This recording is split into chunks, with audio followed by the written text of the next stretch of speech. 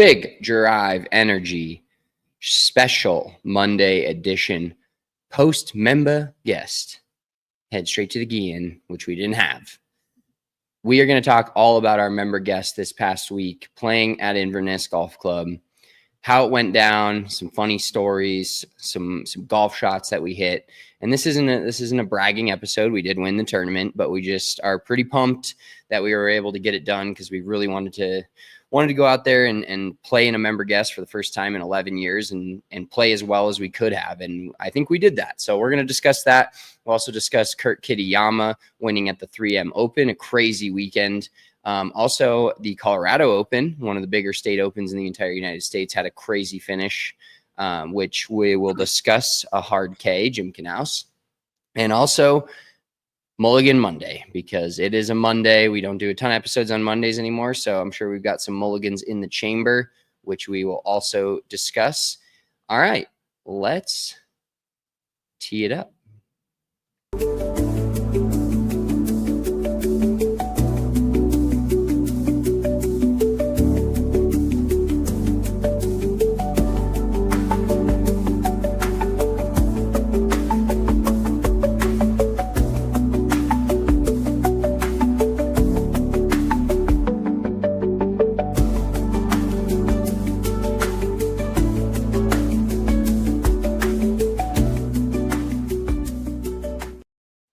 Big Drive Energy Monday morning-ish. Normally this is like afternoon for you or noonish for you, but you're up at 10, up early after a long weekend. No, you're a decently early riser nowadays. But how's the rest of your Sunday night? I know we hung out yesterday, resurfaced a deck. Pretty fun stuff after playing golf for 4 straight days. I wish I could have made it 5, but you got to go back to the real world and do man shit at some point. Can't just golf every day, right? I wish. No, dude, honestly, I mean, the rest of my night was great. I don't think I could have done 5 straight days of golf. I think that it is pretty underrated that these guys out on the PGA Tour, no matter who they are, whether they're super fit or they're Harry Higgs or Shane Lowry or these, I don't care who it is fucking hard to play that many straight days of golf, regardless of what scenario it's in, if it's casual. And we were riding the whole time, but just like the physical toll that it takes on your back for the most part. I don't know if you've had any back pain at all. And I guess maybe resurfacing that deck yesterday, I feel pretty good physically. But it's kind of a grind. But I think the other side of it too, is you feel like you can get into such a groove because you're just hitting so many golf shots that, when you play 18 holes once a week or once every 2 weeks, you have 1 or 2 bad holes and you're just pissed off. And that's really, kind of all you get. But when you play 72 holes, the bad shots kind of come out in the wash. And so do the good, you're going to hit good shots. You're going to hit some bad shots. So you kind of just take it for what it is more. But other than that, I slept really good last night. Now I know all these guys, when we used to run our member guests and all that, like by the 3rd day, I think I didn't really understand how they felt, but now I understood because I just felt sleep deprived. Obviously we were drinking, and I feel like I almost need to ease my way down. You can't just completely jump off the horse and, fucking land on your face. So had a couple drinks last night just to ease my way down off the weekend. And it was also weird because with the member guests being Thursday, Friday, Saturday, yesterday did not feel like a Sunday at all. I don't know what day it felt like, but it just didn't feel like a Sunday to me. So I'm just kind of discombobulated in general, but overall, great weekend. It was a lot of fun, and obviously we'll get into it more, but anything on your evening yesterday? Or, I mean, this is the most time we've spent together in a good, handful of years. So yeah, seeing of me, are you like, I honestly felt like it kind of brought us together a little bit. We did have a few boiling points, obviously, between us, which will happen in any team golf match. But what are your thoughts? It was a lot of spending time with you. It's been a hot minute since I spent like 5+ hours a day with you 4 days in a row. But no, I think I think our tune would be different, and it would have been different towards the end of Sunday if we hadn't just basically balled the fuck out and done everything that we said we were going to do and set out to do. I think if we would have lost or we would have played terrible on one of the days and not fully kind of not reached our potential, you can always play better, but we definitely could have.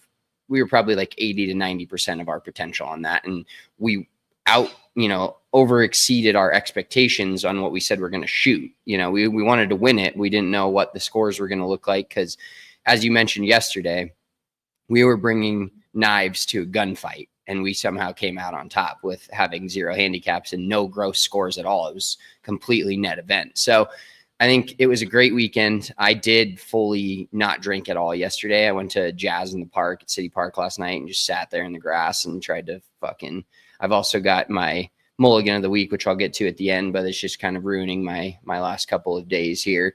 Ever since yesterday, I guess you should say, like last 24 hours have been pretty ruined by this mulligan of the week. But I didn't drink yesterday, and I don't think I plan on drinking at all today.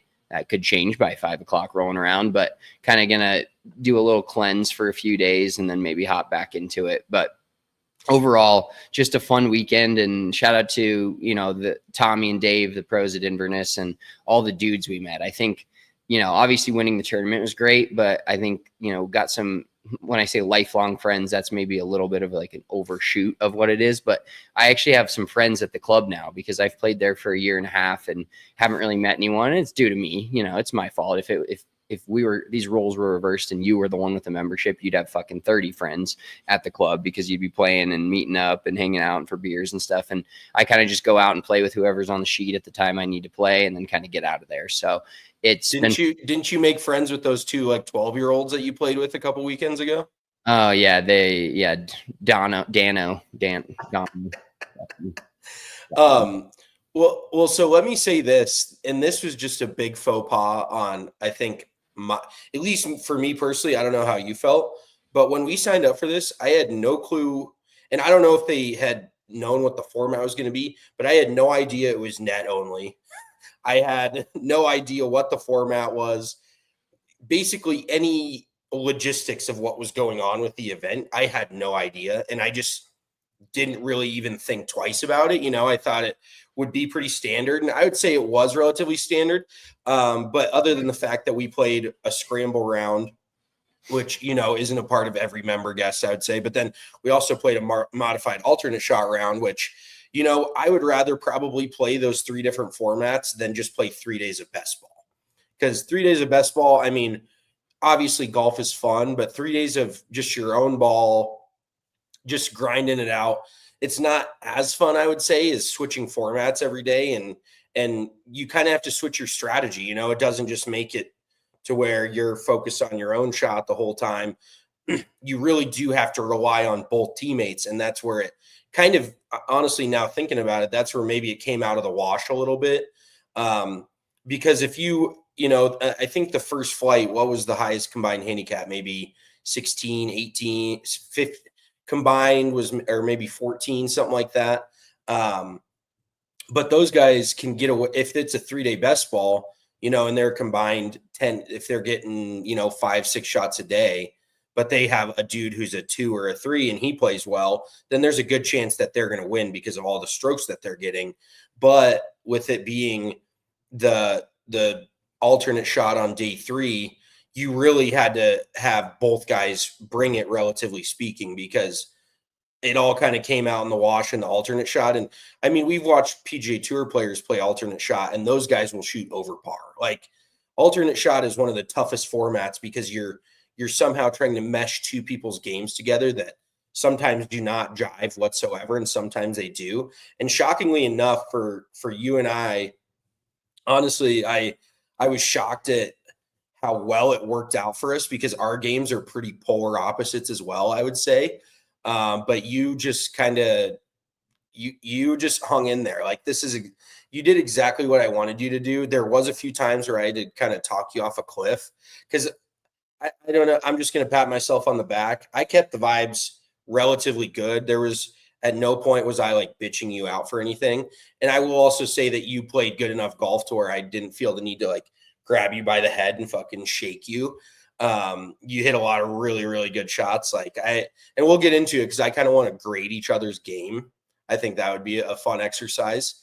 But I tried to keep the vibes pretty high. Through 9 holes of the scramble in round 1, you were about as low as low as you got all weekend. Like, you were in a kind of a bad way. You were not super happy about the way things were going. And I was like, dude, let's just switch up the vibe. And you're like, we fucking suck. Like, you basically got in my face. And I'm like, dude, you need to fucking dial that back. Because the scramble is one of those where, and luckily we didn't run out of holes, but we were 2 under through 9 and then 9 under through our, 11 under total. So 9 under on our second 9. And it's just, with a scramble, it's so easy to even just for the two of us, and we're obviously both good players, but if you just make one putt and see one go in, it can completely change up the entire momentum of it. And you knocked in that putt on 12. Was it 12 that we made that first birdie and kind of flipped it? Or am I? We started on 12. We started on 4.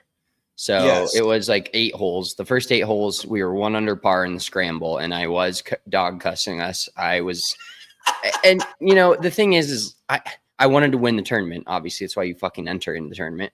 But I didn't want to come on here. Win the game. I didn't want to come onto this podcast and not say that we didn't win. Like, there's multiple, like, if we would have played the way we played, or even a few shots worse and we didn't win, I'd said, okay, we just got beat. But I didn't want to go out there and fucking shit myself and have us shit ourselves. Fake ass PGA Pro, blank ass podcast and drop on this and be like shitty content. We're just bringing shitty content. I didn't want to get on this and be like, we fucking shot 4 under in a 2-person scramble, and then we shot even par in a best ball, and then we shot a couple over on an alternate shot. I just didn't want to do that because there's some pride there. And granted, I don't practice enough. I don't play enough. I have been playing a little more leading up to this, but I didn't want to just have to get on this podcast and say that we shit the bed and got beat by a couple of dudes that we didn't know, and they just ran us under the table. It turned out we actually kind of flipped the script, even having a 1-shot deficit on going into Saturday, which, by the way, you were saying, elite. It was elite to have it end on a Saturday and have a Sunday off, or not off, but like still not go back to work, but you can go home and do the family stuff, or we went and did a barbecue, built a deck, whatever. Like, those things that made it feel a lot better than like finishing on a Sunday. And I would have had to wake up this morning and go to work, and I would have been like, nah, fuck that. That would have been terrible. Yeah. Even winning the tournament, you'd still have the Sunday scaries and be like, fuck, I gotta go to the office tomorrow, all this. But yes, I would totally agree. We played up relatively close to our potential, and that's all I wanted as well. I figured if we played well, we would win. But you just never know. And that's part of my mulligan of the week that I'll get into later. But I just wanted to go out and play well. And if we got beat, I didn't want to beat ourselves. If we got beat, then that's, totally fine. If we just played like dog shit, I would be pissed off. Yeah. I'll run through the days for everyone, just because they want to hear it. They want to hear the shot for shot. I know you love hearing that from me, but at least it's our team game. We won't go shot for shot, but long story short, we parred a lot of holes on Thursday, which was the first round scramble, 2-man scramble, parred a lot of holes and got to 12, which would have been our 8th hole. And I made a birdie putt, and we were feeling good. And then we went on to birdie 12, 13, 14, 15, 16, and 17 in a row, white hot. We get to 18. We got 4 holes left. We're sitting at a good spot. I still wanted to get to 10 under. And what does your boy do? He cans it from the fairway on 18 from 89 yards. And I hit it, and I was like, that's going to be pretty good. And we go up there, and the guys are like, I think it's in. And every time you think it's in, I mean, it's happened to me 50 times in my life. Plus, I thought it was in, or I was like, it has a good chance to be in. And then I see a ball in the back of the green, or it's in the rough, and I'm like, fuck. So I saw your ball. Humbling. Yeah, there's nothing more humbling than checking the hole and your ball's 20 yards off the back of the green. You're like, what kind of idiot am I? but Exactly. yours was So actually in the bottom of the cup, which was you didn't even. I'm kind of disappointed you didn't celebrate a little better. I think you were more just like shocked, but you didn't. 100%. Because shots like that don't happen to me in tournament play. Like I can go out and fuck around and hole out for eagle, but usually when I'm playing in a tournament, I've got fucking watertight cheeks and I'm not hitting that good of shots. But I think I will say though, I'm going to cut you off for just a minute and totally give you props because maybe you've in the 11 years that we've, you haven't played competitive golf in forever, really. And I haven't played a whole lot of it either, but you were completely like, and I don't know if it was the booze, because the last time we did this, we weren't even old enough to drink. Like we were fucking Tom Kim, Aldrich Pock Eater shit. We couldn't even drink while everybody else was for sure on the sauce.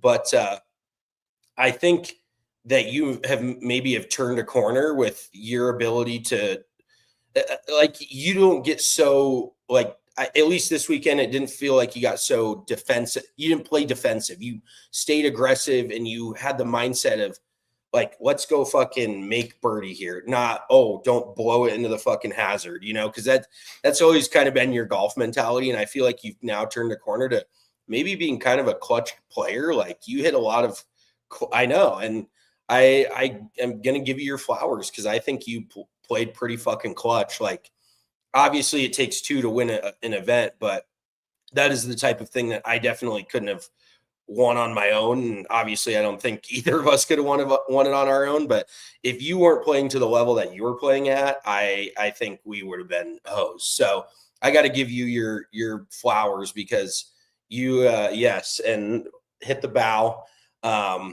You just played your ass off, dude. And we hung in there. There's well, you can go back to the kind of the shot for shot type of deal, but I will say, and you just tell me this, I think we played pretty damn good. We could have played a little better Thursday.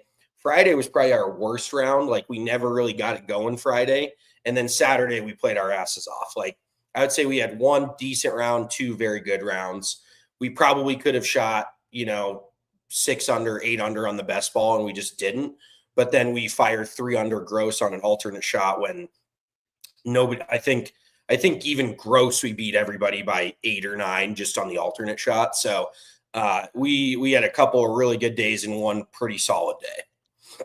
Yeah. And then so we flip on the round on Thursday, we flip back to 1. So we have 3 holes left. And 1, 2, and 3 are really tough holes at Inverness. Like starting on 4 was elite. I want to start on 4 in every tournament I play. And at first I was like, damn, 4.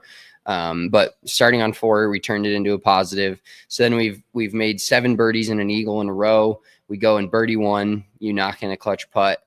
And then we get to 2 and we both hit it next to the green, or one of us hits it next to the green. We both flub a chip. We both completely flub the chip from the rough, also into the rough, about 4 feet in front of us. And then I go up there, I fucking yank the flag out and I just chip it in. And that doesn't happen to me either. Those 3 holes back to back to back, I was like out. It was an out of body experience for me. And then you almost rolled in a deuce on the last hole, just missed it. I did roll in a deuce. I made it. Oh no. Yeah, you did. Did we not birdie 1 then? The days are running on 1. I think we did not make birdie. We both had like 12 feet and we both missed that. Because we went 9. So that's that was what ended our streak. The one par of the last 9 that we made, and it was on a 370-yard par 4 that we, it's just one of those where you birdie or eagle the really tough holes, and then you stare a fucking straight baby dog leg left that you basically could have like hit driver 30 yards off the green. But you just have a weird vibe with that hole. I don't mind that hole as much as you do, but it feels like off the tee for you, it's just a little bit of a bugaboo. I would say I probably hit better tee shots off that hole, but then yes, when you chipped in, I was like, this dude is, I don't know who replaced my brother with a different human being, but this is generally not Spencer's game. But then, yeah, was it you or me that hit it to like, I think I was the one who hit it to like 10 feet on 3 and then knocked in the birdie on 3. And we just finished it on a very high note. Also, I got to say the vibes day one, Chase and Mike, two awesome dudes. We had an absolute blast with them. And it is kind of funny too, because some dudes think that like they know how to drink and play golf and that they can like bury somebody by out drinking them and getting them drunk. And I think they realized very quickly that we hit them with the Uno reverse card, because we just got even better as we drank more. Like we were just in this zone of not giving a fuck, just swinging freely, knocking in putts, hitting it close. And maybe they got a little too fucked up. I don't know, because I think we were drinking about as much as they were. There was a group of about 6 to 10 dudes that definitely are in the category of too fucked up at the end of it. All 3 days. I was just like, oh, for sure. Dude, I can't really talk to you right now. Like, they're trying to you're show making me dumber. Yes. I was like a 5 or 6 out of 10 drunk, and I'm like, wow, I feel sober. It's like when you hang out, when you're at the bar with your buddy who's blacked out and you're trying to get him home and you're kind of drunk, but you don't feel drunk because they're so drunk. You're like, wow, I feel pretty good about myself right now. But it was funny because I think they reached a point in the round where you could they were panicking a little bit. They started hitting it super crooked.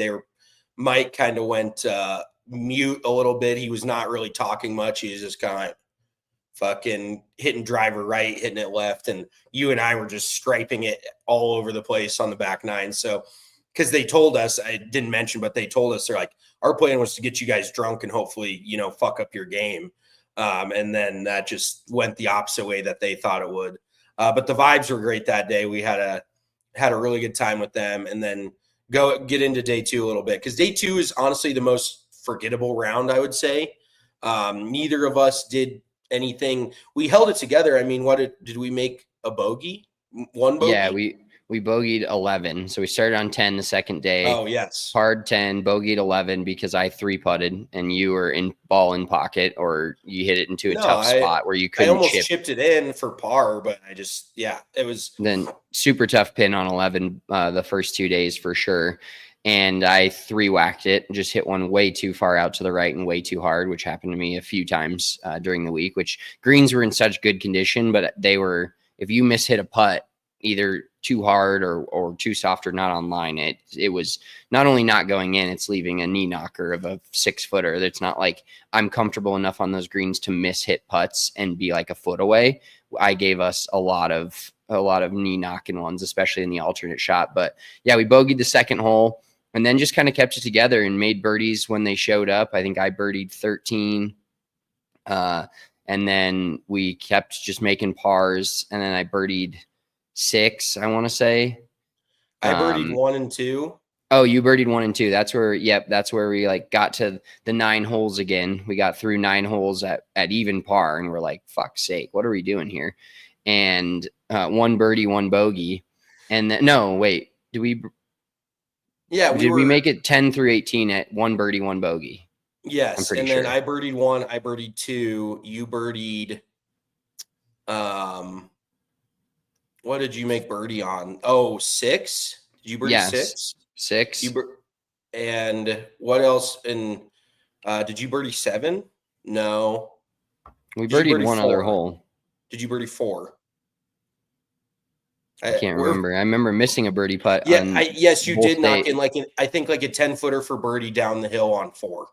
Oh, okay. So birdie 4. Yeah, so just kind of a 4 and 6.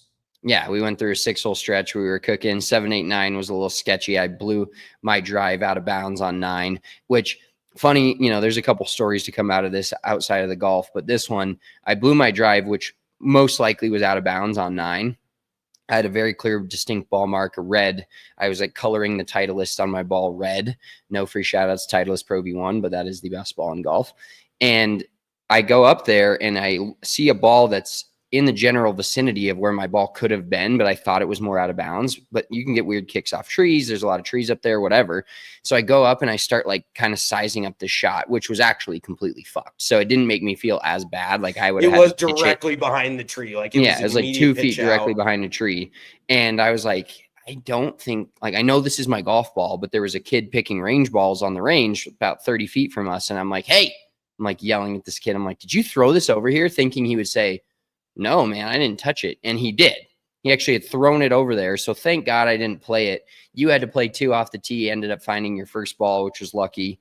And we made par and just kind of got out of there. But yeah, Friday was a very mediocre day for us in a best ball. And it kind of goes to show, like, we shot one shot less in an alternate shot than we did in a best ball, which I think, I don't remember our predictions exactly, but either way, I think we were 4 or 5 shots over on our alternate shot prediction wise than we were on our best ball, and they ended up being a 1 shot difference. So I think that was the key. And then, yeah, going into Sunday or Saturday, going into the final day, we start on 18, which is a pretty tough driver hole. But if you hit one good, you can be in a good spot. It just kind of doesn't set up for my eye as well. And I kind of wiped one and put you in a tough spot because it was a modified alternate shot. So we both hit tee shots, choose the best one, and then alternate from there. But you hit a good drive, just rolled into the second cut of rough.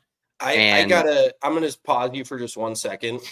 If I have one gripe about Inverness, it is the lack of toilets available to the general public, because that is just something that before every round of golf, I need to use the restroom. Like, that's just flat out. It is what it is.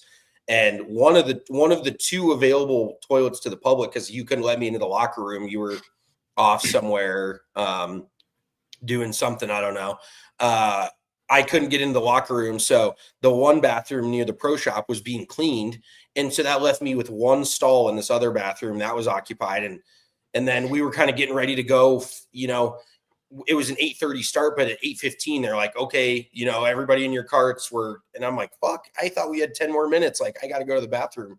So on the 18 tee, I was standing there like, God, luckily we started on 18 because I knew, I was like, just play 1 hole, fucking get through it. And then I can run in and use the restroom. But I did hit a good tee shot, good enough at least. And then you just fucking clutched up, hit a perfect sandwich to 6 inches. I run, tap it in, take the cart, and head up to the fucking clubhouse. So it was pretty much the easiest first hole. We couldn't have had it any easier, especially for that like front right pin on 18. That is a flag that, in all honesty, there was a few tee shots that we were lucky enough that it rolled into the first cut.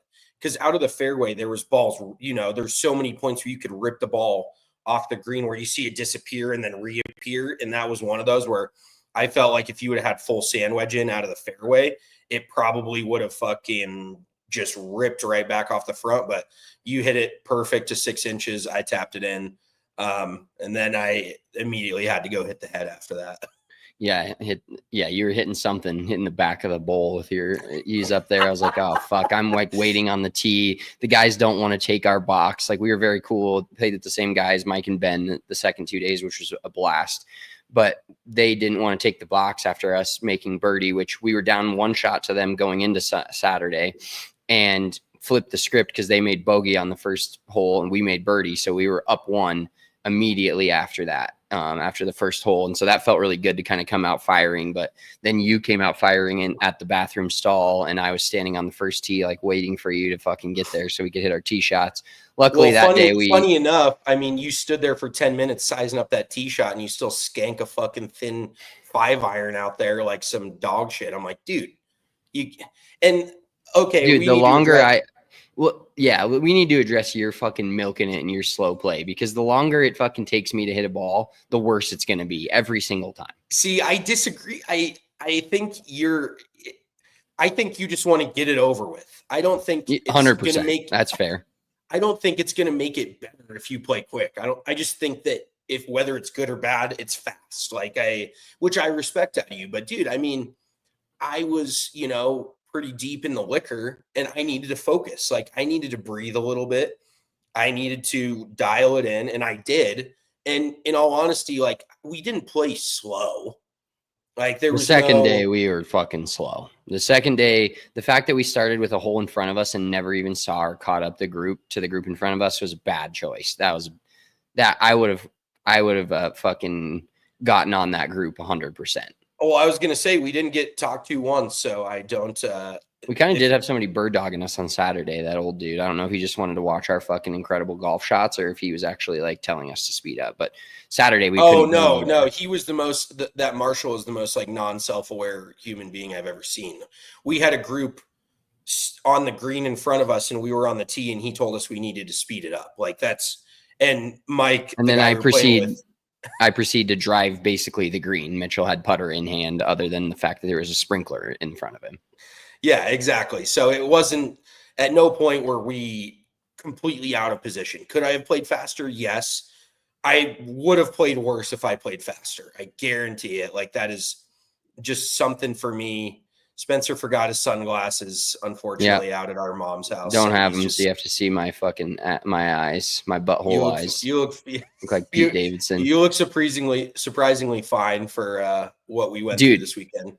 Yeah, I will say when I woke up Friday morning, because Thursday night drank a little bit, I woke up, my eyes were like fucking swollen shut. Like I don't drink that much anymore, but when I do drink and then I wake up the next day, wow, my shit's swollen shut. But let's get back to, we won't talk about too much about you milking it, but Mitchell's definitely milking it on the tee box. He'd set up to For it. those of you who don't know flip. what milking it means I was basically regripping it like 2 to 3 times. Not a full regrip, just like grab the club, let go. Spin it. It was a Keegan Bradley-esque. That's how I feel comfortable. That's how I get comfortable.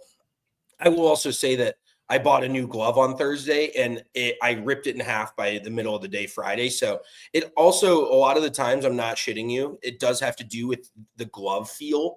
Like if the glove is too tacky, if the glove is like sweaty, if it has to be like in a good spot in my left hand. But yes, hand up, I could play quicker, but I also didn't want to play bad golf. So I would rather take my time and play well. Like, yeah, if I'm out there shooting 97, you can MF. I would expect to get laughed off that course. But if we're, playing good golf and I'm taking my time a little bit, then I do not give a single shit what anyone has to say when I'm whooping their ass. Like, that just looks like sour grapes. If we're up by 6 and they're like, well, you need to speed it up. Well, you need to fucking get it in the hole quicker. How about that? Like that, that's an option as well. So, but yes, to round it out, I need to probably fix my gripping issue. It's just a mental thing. It's a trigger deal for me. So. Yeah, it's just fair. But like I said, the more I stand over it, the worse my golf shot gets. Generally, like the less I can think about it, the better. And one more thing, what I didn't need was you giving me shit about my slow play when I'm trying to weather the storm for us. When you're going through a relatively low spot, at no point did you completely get off the rails, but there's no like, oh, I need to shit talk my teammate when I have my ball, and when I blow it into the fucking water off the tee on 16, I'm standing over it like shaking like a dog shit in a peach pit. And I really, at no point was I ever that nervous, but there is a few tee shots out there where, and not even a few, a lot of the tee shots, you do not really have a whole wide area to miss it. Like you have to step up and hit a pretty good tee ball. And that's where I was like dialing in on my target and my shot shape. I was just fucking laser focused. I felt like I was trying to get in the zone, and I feel like I was relatively achieving zone. Yeah, you were zoning. Yeah, so Sunday after we eagled or birdied one, tap-in birdied one, Mitch went and made birdie on 2. Good drive. I hit an approach shot in there. You talking Saturday? One. Friday. Yeah. No, Friday. I'm talking Saturday. You birdied 1. Their second hole. Yes, but then you just said we birdied 2. We bogeyed 2.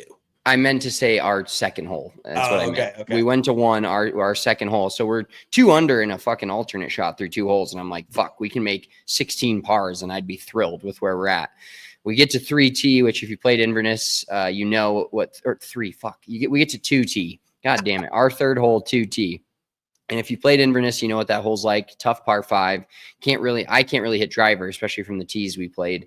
And Mitchell hit drive. We both hit it right. And if you hit it a little bit right in the fairway, it bounces more right. And honestly, the low point, I think, of our day on Saturday was after you hit your tee shot on 3 on the third hole when you hit it in the water. Because 2, we made a mess of 2. We had 2 chances at a punch shot. We took Mitchell's was a little easier. So I punched it across the fairway. And in hindsight, I should have just hit it 30 yards out and given you like 180 yards in. It wouldn't have been Or the ideal, option but was to just punch it like 100 and not hit it 160. well, like yeah. So I punch it straight under another fucking tree, which causes Mitchell to have to hit it, no joke, 10 feet forward. That's the only shot he had. Hit it even more close to the out of bounds fence up the hill. Which, by the way, I was like looking at that fence. Like if I hood this wedge and try to get, you get a little like quick at impact, I could have fucking snap hooked a 20-yard wedge OB, and that would have been a low point in my golfing life. Yeah, we could have easily made 9 on the second hole, our third hole of the day. He hits it 10 feet forward. I hit like a gap wedge from 135 yards in the rough, just over the green on the fringe. You almost make a complete massive snake, which would have taken our momentum through the roof. But we didn't make double. I tap in for bogey, and then we get to the third hole.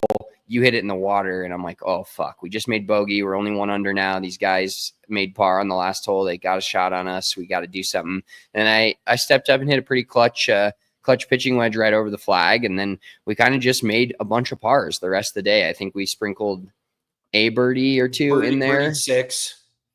We birdied 6. You hit it to like a foot. I tried to miss it, but I didn't. And then we just kept making pars all the way through. I think that was. And then we made one other birdie on 13. You hit it to like 4 feet. I knocked it in.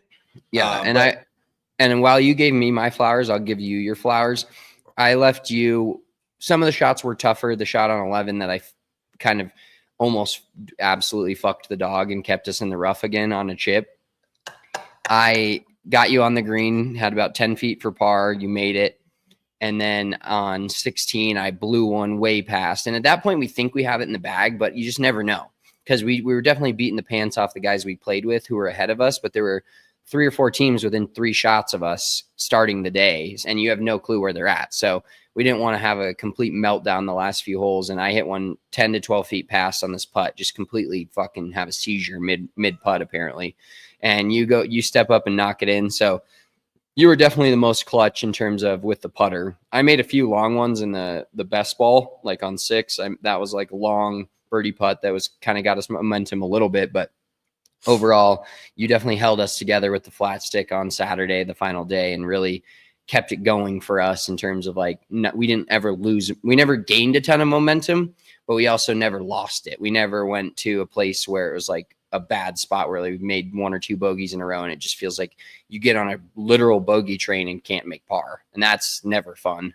I've been there many a time on my own ball. So I don't want to be there on a team event.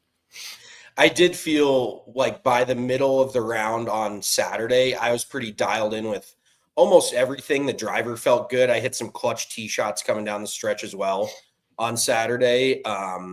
Particularly 16 was probably the biggest one, just hitting that one in the middle of the fairway because I think you were in the water, right? And I probably could have hit less than driver at that point, but it's not a short hole. It's, what is it, 580, 590? Like, it's not short, so you can't hit one 240 off the tee, and then, I'm asking you to hit a 250, 260-yard shot just to lay it up to put it in a decent spot. So I stepped up, hit a clutch drive there.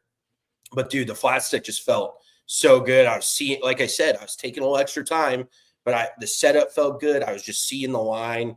I knocked in probably 6 or 7, could have gone either way type of putts. You know what I mean? Exactly. We could have easily had 4 or 5 bogeys on the card if you wouldn't clutch up and make some par putts. So, but there was also a few shots that I could have left you in a better spot where you didn't. Like 16, I totally just fucked it. We had 80 yards. We had back-to-back terrible shots after back-to-back perfect shots. The tee shot and my 5-iron up to the green. We had back-to-back. Your wedge shot in there was like a complete meltdown scenario, and then I made it worse by putting it 15 feet past. Oh, well, and I haven't even mentioned that I did find my old sand wedge. So I had my old sand wedge in the bag. My Cal, it was the Jaws 54 degree, but now my sand wedge I left in New Jersey is 56 instead of 54. W's in the chat. So it was kind of a mind fuck because I put the 54 degree in the bag, but in reality, it was not a big enough gap between my gap wedge and my sand wedge, because especially between that and the altitude, like I felt like I couldn't hit that 54 soft enough. And you're a little juiced up, so I take like what feels like a half swing with a sand wedge and it flies 95 yards. Like that is how hard that's basically a full sand wedge for me at sea level. So just for me, especially out of the fairway, for it to, and maybe it jumped a little bit. It was sitting in the first cut, I guess, and it was kind of sitting down, but it just fucking flew out of there like crazy. And so that was on me. Like I put you in a bad spot, and you hit it past the hole, but then all is well that ends well. So, but there was a few putts where, especially on 17, our last hole of the day, when we're just trying to make par and get it in, Spencer's got like a 12-foot downhill left to righter and just toe jams the fuck out of it. Misses the hole by like 2 feet left and hits it like 3 feet by. And I got a little knee knocker because it was kind of downhill right to left to finish it off. And, luckily, I mean, we did not know what position we were in. And I think, honestly, we were better off that way. Because if I would have known we had a 2-shot lead with that, when I had that putt on 16, I probably would have not stepped up and hit it as confidently as I did, because I just kind of saw it and had the line and knocked it in. But yeah, we did it, dude. We got it done. I know it's not the fucking Olympics. It's not this. It's not the US Open. It's not the USGA 4-ball. But I think we just showed ourselves that we still got it. We can go out, a couple dudes who don't practice near as much as they used to, and go out and just play some fucking good golf together and just really like lean on each other. Like it sounds corny, but there was times during the alternate shot where it's just, there's no more helpless feeling in golf. Like, well, if my teammate hits a bad one here, like what the fuck am I going to do? So you just you got to pump each other up. You got to keep it positive. And we did that, dude. Like a 67, even modified alternate shot where you both hit tee shots and take the better tee shot. I don't care what kind of alternate shot it is. An under par alternate shot is fucking impressive. So I doff my cap to ourselves on that round for sure. Yeah, we balled out. Let's get to a few things real quick about off the course of the event. So Calcutta on Thursday night after the scramble round was quite interesting. Well, that's my mulligan of the week. We won't get too much into it, but basically this guy undressed us as teams were bidding on us and had a few things to say about our podcast and our content. I went up to him at the bar alone and asked if he had a fucking problem. It turns out he did have a problem, in fact, but we kind of got past it. It was a shocking moment. I was kind of taken back by the whole scenario, but we got past it, still won the event, and that's why haters were furious when we were getting awarded the trophy at the end of the round on Saturday. Let me say this. I didn't see him hanging around much, after that whole situation. He didn't stay, I don't think, for the casino night. He didn't stay for the trophy ceremony. I think he realized what he did in the moment, and, good for you, because everybody fucks up, it happens, but you could have done it in a better way. And whatever. Yeah. And we weren't completely in the wrong either, or completely in the right either. So we understand that. And if you're listening out there, we do apologize for, how you felt about what we did. It wasn't that big of a deal in our eyes. And it wasn't, we didn't make it to be what you made it out to be, for sure. It was definitely not intentional in that instance, but whatever. Met some cool dudes, had a casino night on Friday night after the round. They did one of those fake money casinos where you got $500 a piece and just tried to get as many chips as you could in order to win some prizes. So that was fun. A guy hit $100 bet on a number on the roulette wheel on the last spin, black 22. So shout out to him. I think he took home the prizes for that. But overall, yeah, just a great tournament. Got some good Adidas gear out of it. Got a sick Inverness towel out of it, which I'm pretty pumped about. I love that style of towel. I told Amy, the lady that works there, like they make shirts like this. So get us some Inverness shirts like that. Pretty hype. Got a Bushnell wingman out of it. So overall, lunches, dinners, beers covered. It was a great tournament, and feels even better to talk about it after a dub. And we've got some engraved whiskey sets that are going to go. I'm going to leave it in the box until I get moved into my new place. And then I'm going to drop that right in the fucking living room, see what my wife thinks about it. real quick. Put it right on the mantle. Before we move on, yeah, put it up on the mantle with some good whiskey in it. Let's give each other, and we don't need to elaborate any further, but grade my game and I'll grade your game from the weekend. Let's get a little more in depth. I'm going to grade each piece of your game. So we grade off the tee, approach shots, chipping we don't really have to grade too much, and then putting. Because we just hit a million greens. Off the tee, I'll give you an A-. There was a lot of A+ shots, a few that weren't great and just very out of character for you. I know you're working on some things. So A- with the driver, and then you're getting a B, maybe B- for the approach shots. Granted, I'll give you a little grace because you came from sea level and haven't played a ton of golf in Colorado recently. So a lot of the wedge shots you weren't necessarily sand wedge as well, which is my fault, but yeah, forgetting your sand wedge in a different state is starting off with an L, and then your putting, I'm giving you an A+. I don't think there was really much you did wrong at any putt that you hit on the greens. So did we didn't 3-putt once? I did, that resulted in our bogey on 11 in the best ball. I don't think I 3-putted one time, which is pretty shocking considering the first day during the scramble, I could not. Well, you didn't 3-putt when it mattered. Let's put it that way, because there's a few holes where I was in for par, and you probably would have made bogey if you 3-putt, but it didn't matter on the best ball. But fair enough. Like you didn't 3-putt when it mattered. I 3-putted when it mattered, 100%. Yeah, no, that's totally fair. I would even say the tee ball was maybe a B+. Like I hit some real wonky ones, but when it was good, it was very good, and I hit some clutch ones. For you, I would say driving, probably an A. You drove the ball super well. You hit some huge tee shots that gave us a big advantage. Iron shots, I would say also probably an A. The par threes were probably a weak point for you. You did not everything high right, dude, except for the one time you splashed one and then I dialed it in. But every other one was just a high right fucking bullshit shot. The wedges for you were dialed. Like I've never seen you more dialed with a sand wedge. But when it was going to like a mid iron or a short iron, I did not feel as comfortable because it just didn't seem like you were committing to it. So I'd give your irons a B, mid B, B+. And then your putting, I would say, was probably like an A-. Like you made a lot of putts that you could easily not made. So that's kind of like you made a couple of longer ones that gave us some momentum that I didn't make a single like long putt the entire week. So you made the longer ones, kind of very similar to how our game works. I was the consistent short putter guy. I kind of knocked in the tough ones, but then you maybe missed a few ones you could have made, but then you made some ones that that neither of us would have made otherwise. So I would give your putting like an A-. But overall, I'd give you like definitely a solid A, like a 95. Love that. Fuck yeah. I got an A from the boy, A from the homie. Yep. All right, let's get into some of the other more important wins of this past weekend. So we'll start with Kurt Kitayama winning the 3M. Shout out to Kurt.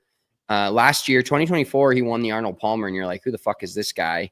And then you kind of expected him to be there. I mean, I think he jumped up to 53rd in the FedEx Cup rankings with this win here in Minnesota this past weekend. So he's still around, but a guy that I thought was maybe take off in 2024. But what did you tell me? 20 birdies this weekend. He made more birdies on his own ball in 2 days than we did in 3, or about the same that we did in 3 days in a 2-man event. So PGA Tour record, if I'm not mistaken. Is that correct? Most birdies on a weekend by the winner since 2003. So over 20 years, the dude was just making birdies in bunches. And that is kind of his game. I mean, shockingly enough, he is a small guy, and that's why I kind of like him, because he's 5'7", $170. He was actually he's born in 93, so he's 32. But he's a small dude, and if you look at his stats, he is really good at almost everything besides putting. His strokes gained total for the year is 30th on tour. His strokes gained off the tee is 12th. And the dude I don't know what he's got, but he bombs the shit out of it. Like he moves it pretty hard. He's 7th on tour in driving distance, and he's 5'7", $170. Like That's you look crazy. at the Chris Goddard-ups, you look at, you know, I mean, Rory, but I guess Rory's kind of the same size, but we just don't think of, you know, because Rory just naturally feels like he is always moved it. But Kurt is 152nd on tour in strokes gained putting. So it's maybe just one of those where, and I guess, you know, we probably could have predicted this a little earlier. Like if he has a good week with the putter, then there's a good chance he wins. Your eyes are darting all over the place. You okay there, Chief? Yeah, I just had somebody fucking peeking in, some homeless guy peeking in the window at me, I believe. And then he started walking around towards the door, so I'm fucking watching my six I mean, here. isn't the door locked? Yeah, theoretically, Okay. but you never know. But yes, then also his driving accuracy is not great. He's 140th off the, only hits 55% of fairways, but then his overall proximity is 7th on tour. Like he does a lot of things pretty damn well. 12th in on tour in scoring average. He averages 69.43. So I think one of the more low key, like if you would have told me those stats of Kurt Kitayama, I wouldn't have believed, especially tee to green. The putter is also kind of surprising because I thought he was a little better putter than that, but apparently the dude is just striping it. And finally he had one good solid week with the putter and he goes out and wins. You know, not the most star-studded field in the world, but still a great W for him.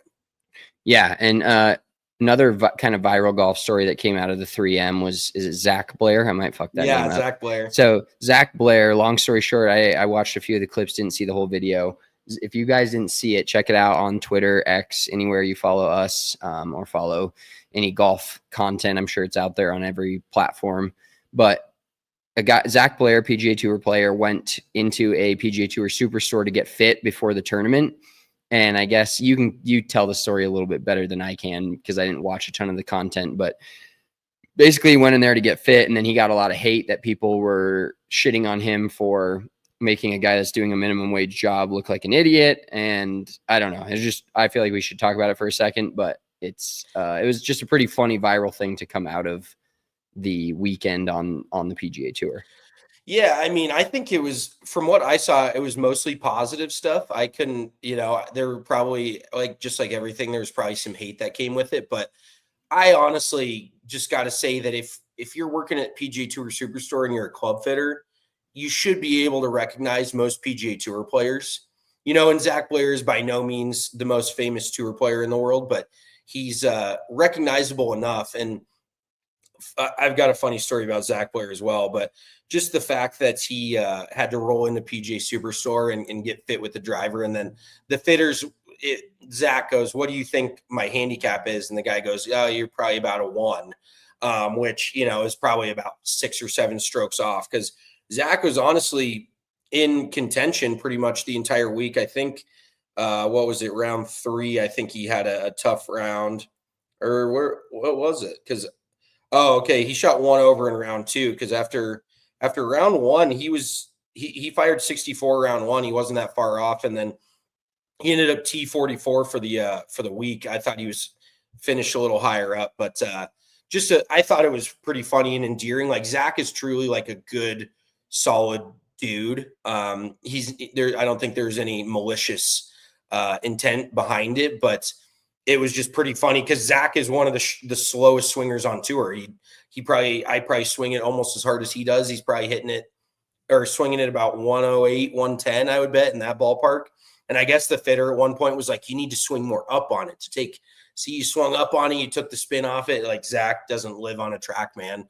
But yeah, it was just a very good moment. And I think he went back and like hooked the dude up with tickets and had him as like a special guest for the next day. And Zach definitely like took care of the guy. And there's no reason for the dude to get any hate. It's just more of like a kind of realize if this guy is filming this entire thing, you know, like if there's a guy that's there to videotape a dude, you know, unless he thought he was just some stupid YouTuber, you know, that was trying to make it famous. But he kind of got to realize that, oh, maybe this dude is on the PGA Tour. And Zach he's got one of the sickest short games on tour because he just doesn't hit it a long way. But funny story. I appreciated it. I think Zach is one of the like more well-liked dudes out there. So yeah, and I think it was just goes to show, and Zach was trying to explain that he is just not a recognizable dude. Like there's a lot of really good golfers on the PGA Tour that you wouldn't necessarily be familiar with if they didn't walk into your PGA Tour Superstore. You're doing a bunch of fittings probably in a day, seeing a bunch of swings, and there's probably guys out there that you think maybe could be PGA Tour players just watching them hit the ball, but then they don't have the rest of the game in order to get that high of a level in golf. So it was a fun story just to see Zach do that and that kind of stuff. It's almost like those undercover, like the Kyrie going undercover, not as to that level, but basically the same. If you're a PGA Tour player going into a store to get fit a day before you're playing in an event that could change your career or alter the your trajectory on the PGA Tour, it's pretty insane to just go to a local spot like that. Mm-hmm. Let's switch to the Colorado. I'm getting a little switches. Let's switch flips to the Colorado Open. Jim Knaus, hard K, wins the Colorado Open. Maybe I think still the biggest state open in terms of purse and winners in the entire United States. I don't know what happened, but the winner used to make 100K and now it's only 50. So I don't know if they lost some funding or what went on there. I don't know why they had to decrease the purse size. But to hole out, did you see the end of the playoff, Spencer? Did you see any highlights from it? No, I did not. He holed out from like 65 yards for eagle on 18 to basically walk off win the whole thing. So, oh my God. Well, and I was just looking at the leaderboard. Last year, Jim Knaus lost. We had Davis Bryant, winner of the Colorado Open, on the podcast, friend of the program. He beat Jim Knaus in a playoff last year. Wow, so Jim Knaus has got the Colorado Open dialed. Well, dude, honestly, it's pretty funny because Knaus is like somewhat of an urban legend. Like he's a very smart guy. He went to School of Mines. He works at Ping. He's a full-time, like I think like a club engineer. He works full-time for Ping. So he quote unquote retired last year. And pretty similar to the Lexi Thompson retirement. Like they had this whole send off for him last year. And maybe it was just like I'm not going to try to pursue a PGA Tour card any further. But I definitely, or was it 2 years ago maybe? But he is definitely still playing golf at a pretty fucking high level, obviously, because and that was his first Colorado Open win. And I would say, having spent, my entire adult life for the most part in Colorado, he is pretty widely known as probably the best, if, not top 2 or 3 in Colorado in terms of players in the state. So kind of surprising that he has not won the Colorado Open. He was on the PGA Tour for a period of time. And I'm just happy for the dude. It's funny though, where everyone's like, did he really retire? Like he's still playing in all this stuff. He's playing in the Colorado Open. I think he's played in some Monday qualifiers. I think he's played in other state stuff. So maybe it's just like I'm taking a step back, which sounds like exactly what Lexi Thompson did. So he's just maybe not trying to get a PGA Tour card, but it's got to be a little awkward when you get a whole send off. Like this is it. You expect to never see the guy again. And next year he's out teeing it up in all these professional events, but clearly he's still got plenty of games. So I don't know why at any point he would, and it's family stuff. I think it's just the inconsistency of the income that, not being on the PGA Tour. Like a lot of people just frankly do not understand how hard it is to grind on the mini tours. Like it is, even if you're making a couple $100,000 a year, you don't know when those checks are coming. You got to play good every fucking week. And I think a lot of guys just get sick of the inconsistency of income. Like even the Korn Ferry Tour guys, you have a great year on the Korn Ferry Tour, you're making $250,000. And don't get me wrong, that's great fucking money, but that is like playing your balls off every week, playing the best golf on the court, like, basically playing PGA Tour level golf, but not making PGA Tour level money. So it is, I think a lot of guys just reach the inflection point of, can I keep doing this and keep like not knowing when my next check is going to come? And that is just the epitome of pro golf, unless you're the Scotty Schefflers or Rory McIlroys of the world, even Kurt Kitayama, he probably made $3 or $4 million last year, and then he hasn't made a big check since then. Like, and then he makes another big check this week. Like, it is just so hit or miss for these guys. And so I guess I just totally got off the rails about the Colorado Open, but it was a playoff. It looked intense. Sam Saunders was the other guy in the playoff who's also previously been on tour. He's the assistant coach for University of New Mexico. And then there was a couple other guys. I mean, Davis Bryant was in contention. A couple other, there's this kid, Josh Anderson. Do you remember me telling you from the Rocky Mountain Open when I played with Danny Daniels, the English kid?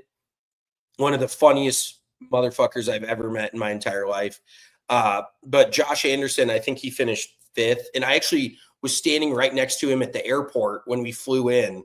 I was waiting in the baggage or waiting for oversized bags to grab my clubs. And I could swear that I recognized it, but I didn't say anything to him. And I think he thought I was weird for like looking at him.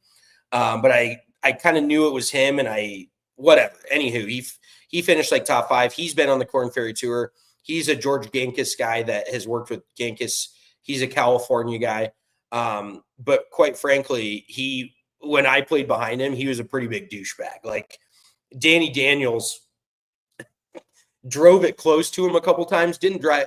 I take it back. One time he drove it over the green that they were on. So that would kind of fire you up.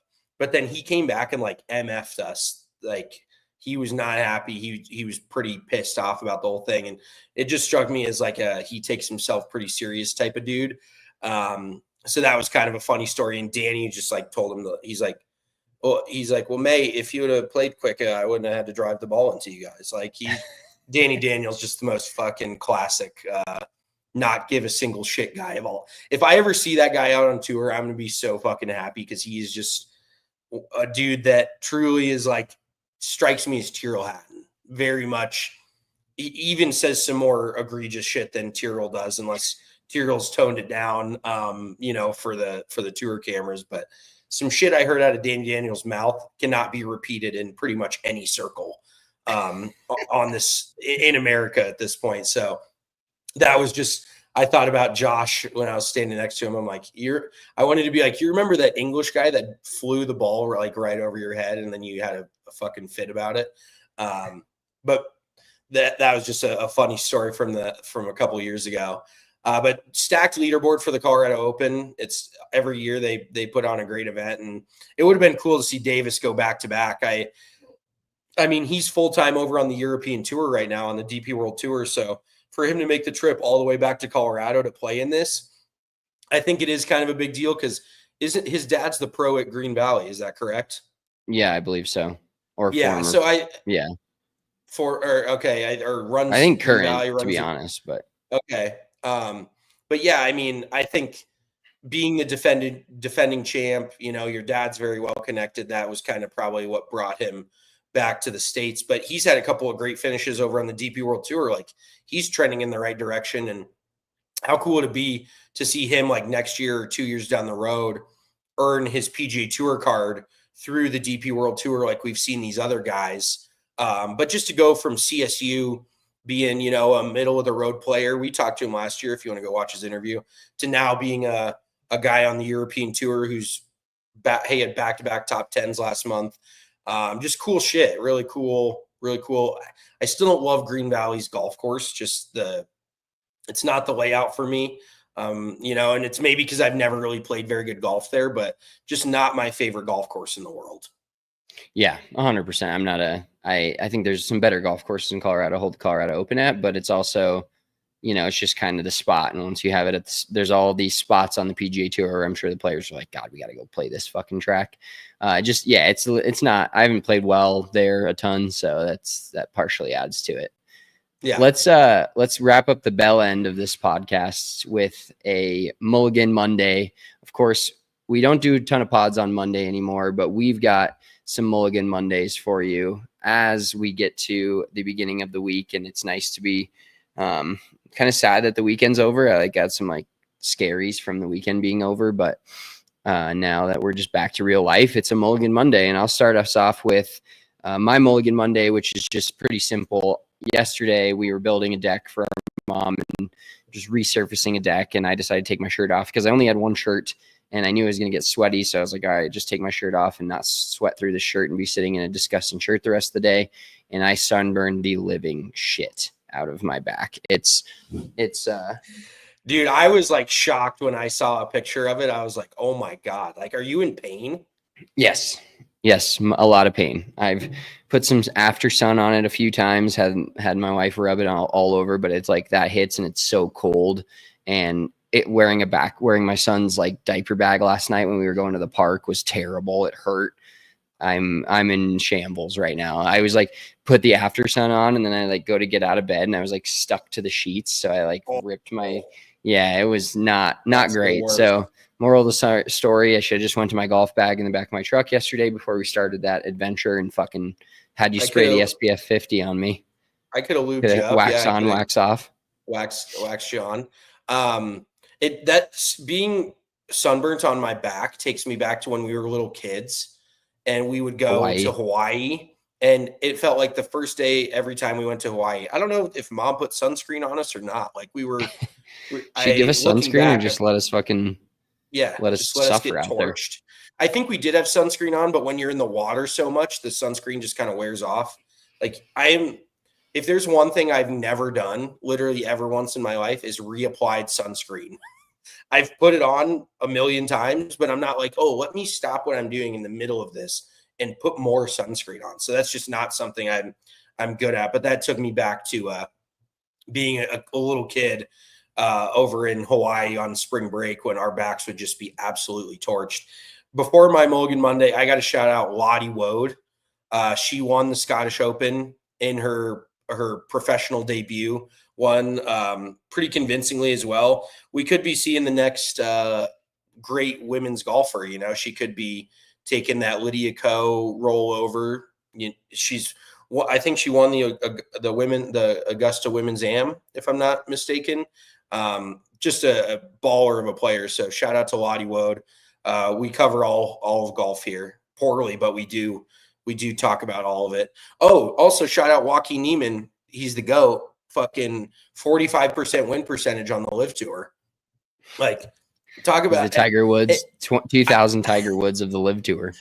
I saw somebody tweet, they were like, is this Tiger Woods level of golf? And I'm like, yeah, there's just a small caveat where this guy's facing 47 other dudes and 45 of them, you've never heard their names. And the other 11 of them are just there for the paycheck. Like that was probably the shittiest thing I've ever said about Liv. He's still beating good players. Don't get me wrong, but Joaquin Niemann, talk about a dude. There's never been a bigger gap between him on his little Live Tour and then him in a major. And he fired his caddy and his coach the week before this too, and then goes out and wins.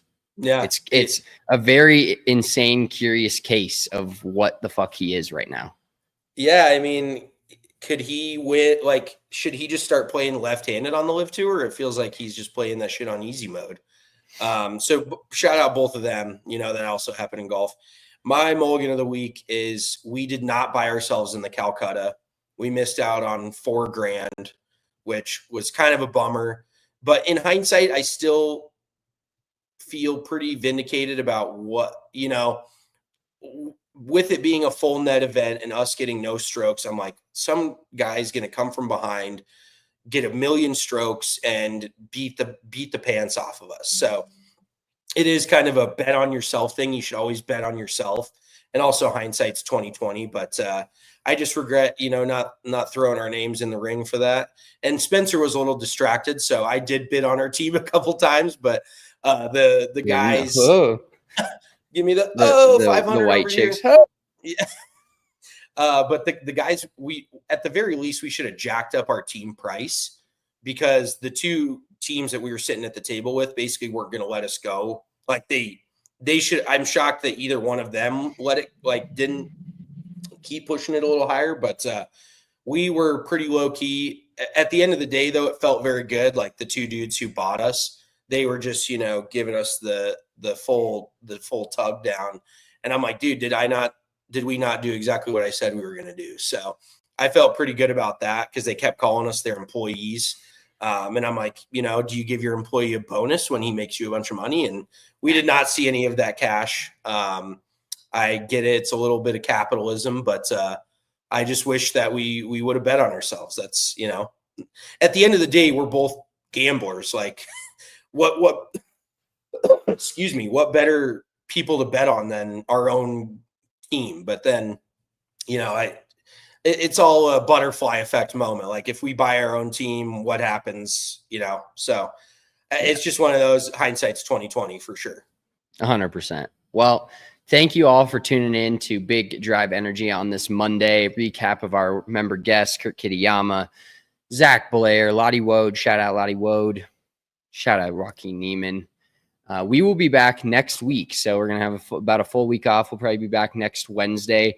We'll have some stuff for you guys coming up in the PGA Tour playoffs. You got a couple weeks left or a week left before the playoffs start. So we'll have some good playoff previews, maybe even playoff live shows on Sunday if they're fun.